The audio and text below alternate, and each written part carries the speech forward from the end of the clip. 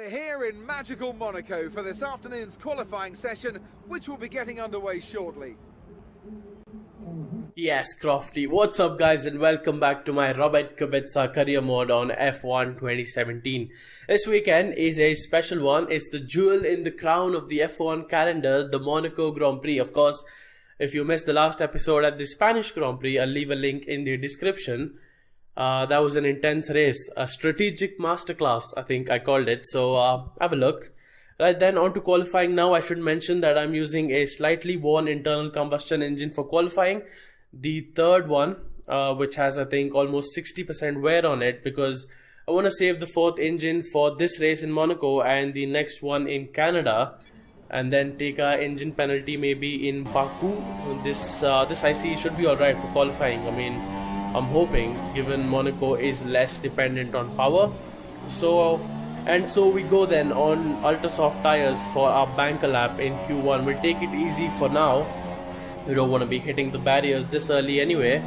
Margin for error being almost zero in Monaco, it's a proper challenge. Focus here just to keep it clean and put a time on the board and see what happens. Just go from there.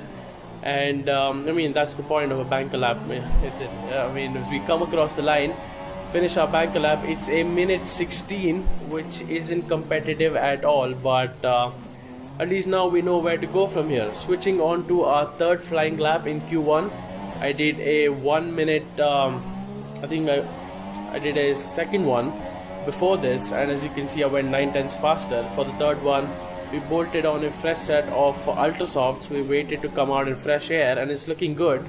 A second up as we come through the Nouvelle Chicane. At the end of the lap time here, we lost a bit of time, but it's solid nonetheless. Of minute 14 looks comfortable enough for us to easily go into Q2 as we finish P8 ahead of our teammate, and interestingly ahead of both Perez and Ricardo.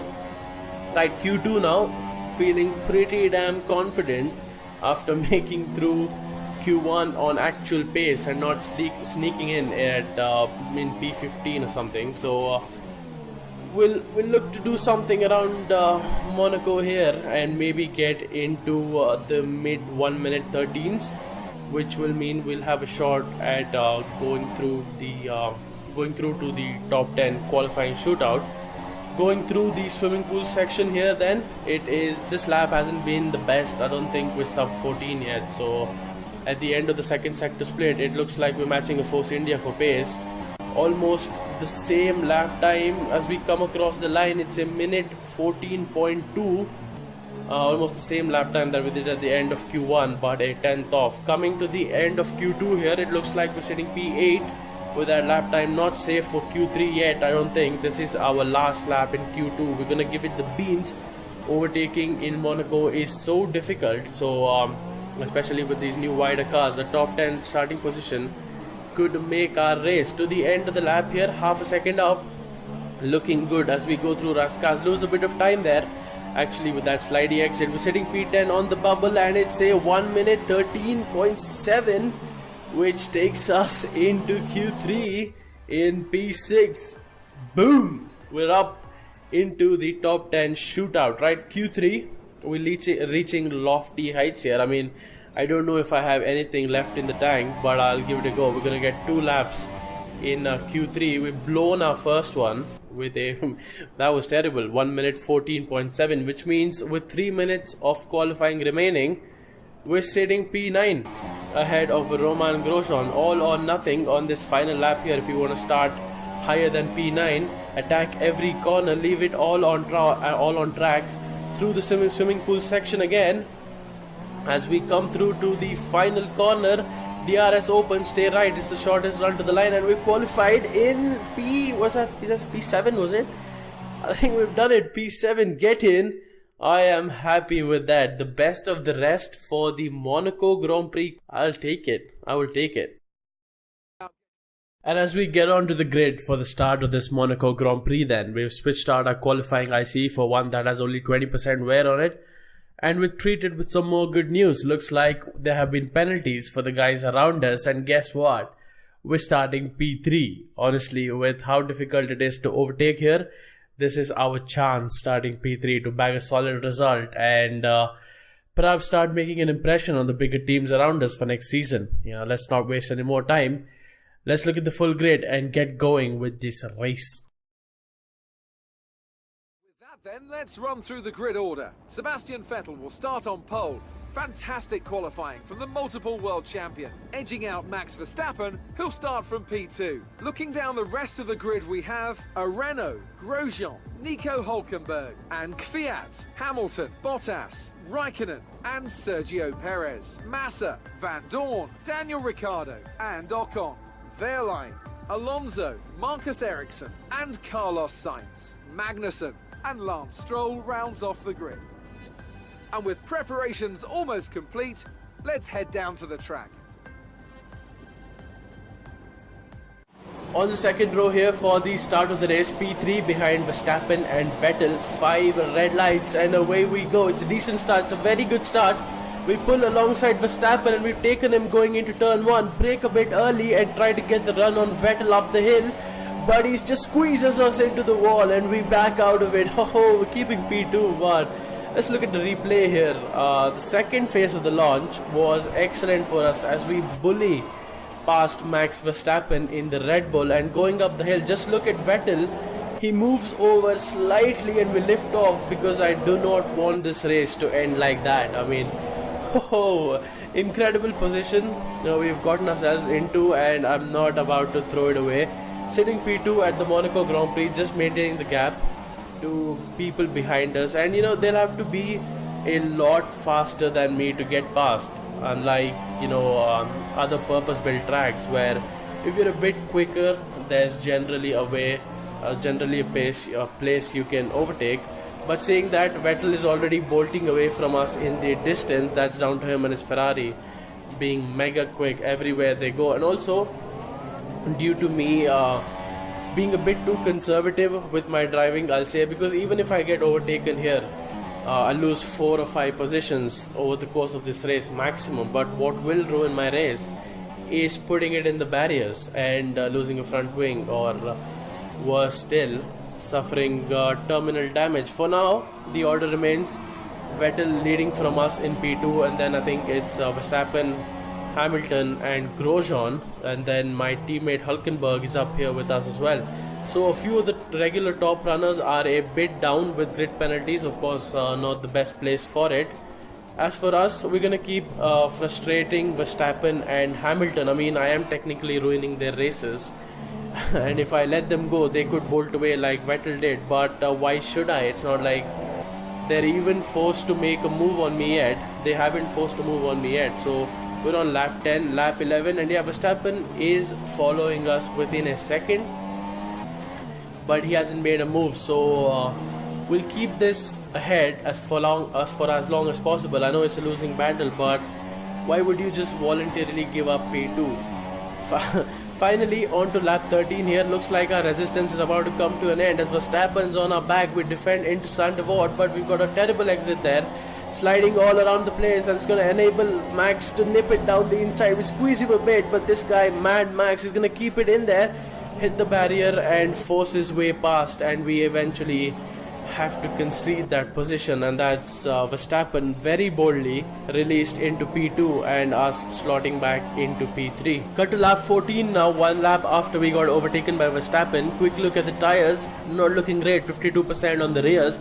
And at this point my worry is that I don't want to get undercut by the quicker guys behind. So going on to lap 15 here, I bring it in for hopefully our one and only pit stop. A simple one from Ultra Softs onto Softs, which will run to the end of the race. Looks like we got a good chunk of floor damage there as well on the side, so that's definitely slowing us down. But we'll soldier on. Grosjean has pit with us. Where will we come out? I mean, it's not the best place to come out, I have to say, because we've come out behind a couple of Saubers that haven't pit yet. It is really frustrating me now. Of course, it's not blue flags, they don't have to move out of the way, but if I spend more time behind these guys, I'm gonna get overcut and lose track position.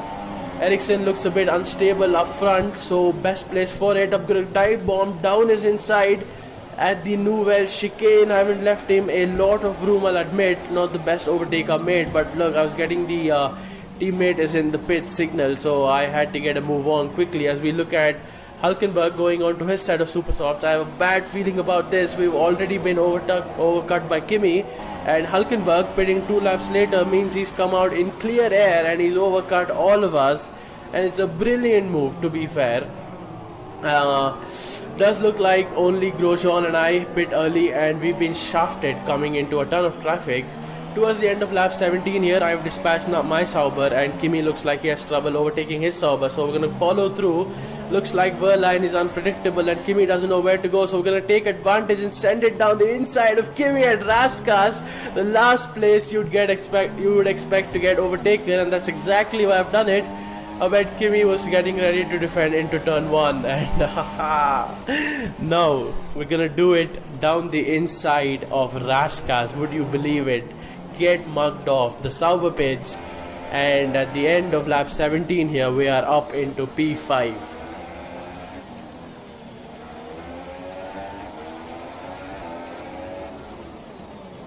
Moving on a bit later now, it looks like Kimi is the only problem we have to deal with for the rest of this race.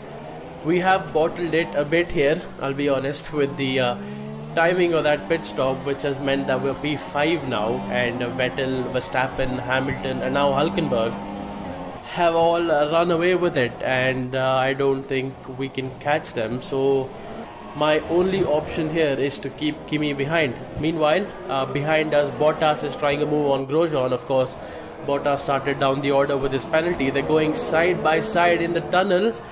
Bottas should have this coming into the chicane. Grosjean is gonna try and hold it around the outside. I think he's doing it.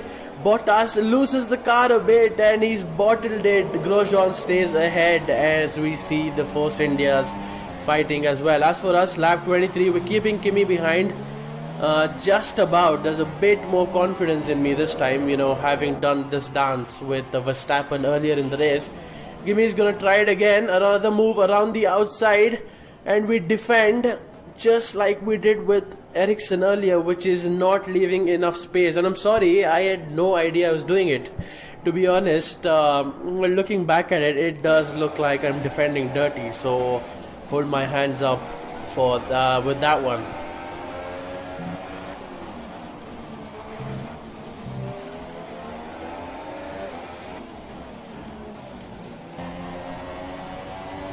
Anyway, moving through the laps here, looks like Kimi's areas of opportunity are either down the tunnel at the Nouvelle Chicane or into turn 1 with the DRS, and he's trying one now.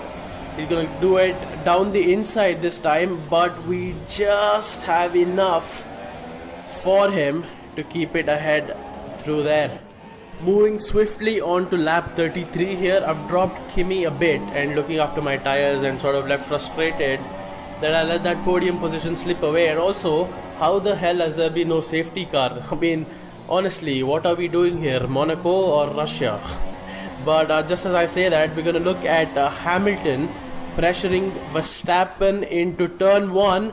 Coming through, Verstappen locks up, Hamilton is through into P2, Max keeps it out of the wall. I don't think he's got his front wing off, but it does look like he's got a problem. Is it his brakes? What's going on? He's braking weirdly into corners, and oh, he's smashed into the barrier, and his front wing's off. And surely this is a safety car. Come on, safety car hasn't been called out yet, but it looks like Verstappen definitely has to pit, and we could sneak P4 here. Speaking of P4, Hulkenberg is here to take over the position, just has to carefully tiptoe around Verstappen. And oh no dear, oh no, what is going on? Nico Hulkenberg has made an absolute mess of that. Looks like he's got damage as well. I don't think his front wing's off, but maybe a puncture. Still no safety car though, come on. We're watching Hulkenberg here, and he's coming in, I'm on a Sunday cruise to P5, and I suddenly see teammates in the pits, and I'm hustling to get close. If Verstappen and Hulkenberg both have to pit, Christmas has come early for Robert Kubica. Coming through the swimming pool section, looks like Hulkenberg is pitting, and it is a front wing change for my teammate. So looks like I'm gonna come through to start lap 35. We've been gifted our P3 bag, and now I am going to do everything in my power to keep this away from Kimi Raikkonen for the last 4 laps. It's gonna be difficult. He's gonna give it everything, but we will throw everything we have at him. Meanwhile, up ahead, Lewis Hamilton is unscathed in all of this, and Sebastian Vettel is so far ahead. I mean, so far ahead that he's gonna come through to lap people around here. The guy is unstoppable, has been all season, and he's gonna come through lapping my teammate. Sebastian Vettel wins the Monaco Grand Prix very comfortably from Lewis Hamilton in P2. And as for us, it's not done yet. Kimi might try one last lunge at us. We defend through Raskas, but going into the start-finish straight, we bottled that exit. It's gonna go worse. Oh no! Please no, Kimi, no. Oh, I think we held on there. I think we held on. That's P3. Oh man, P3 for the Monaco Grand Prix. And as we can see, it's time for the podium, and as the drivers make their way out, there's a familiar red suit making its way to the top step. Fantastic win for Ferrari.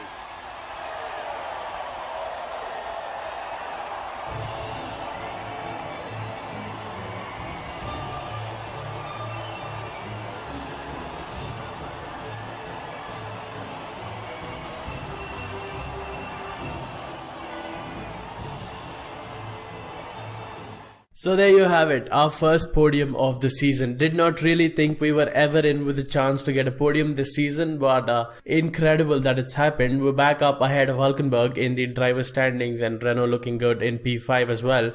On to Canada next weekend, a track I really enjoyed driving. We'll have a bit of an engine problem there, but we shall look forward to carrying on this momentum. Thank you so much for watching. Subscribe for more, and I'll see you later. Jan Barpe.